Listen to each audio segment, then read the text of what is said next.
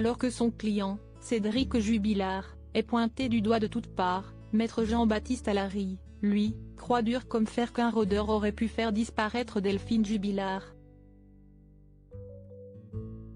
Disparue dans la nuit du 15 au 16 décembre 2020, cette infirmière de 33 ans demeure introuvable.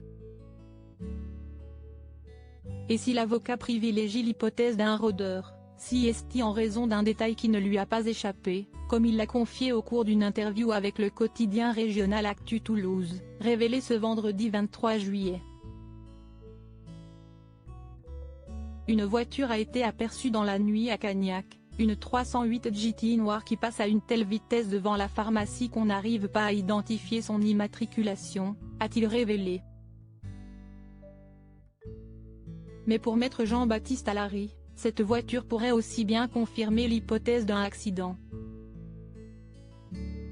Serait-ce si hallucinant, par exemple, d'imaginer un automobiliste qui est paniqué après un accident? Quelqu'un qui aurait roulé trop vite, l'aurait percuté et tué, avant de la faire disparaître, et de passer devant la pharmacie, a ainsi ajouté l'avocat de Cédric Jubilard. Et de tempérer, je ne dis pas que si est le scénario qui s'est produit, mais si est aussi de l'ordre du possible. Cela se vérifie. L'apparition d'une autre voiture à proximité des lieux, la nuit de la disparition de Delphine Jubilard, interpelle aussi le Conseil. Quelle autre voiture aurait été aperçue?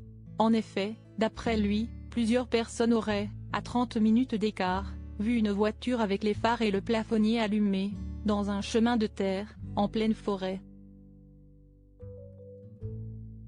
Pire encore, un homme aurait été aperçu sortant de la forêt et se diriger précipitamment vers une voiture, avant d'y monter.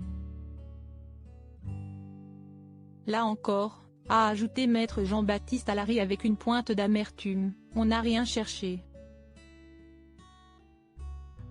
Et ce ne sont pas les seules pistes.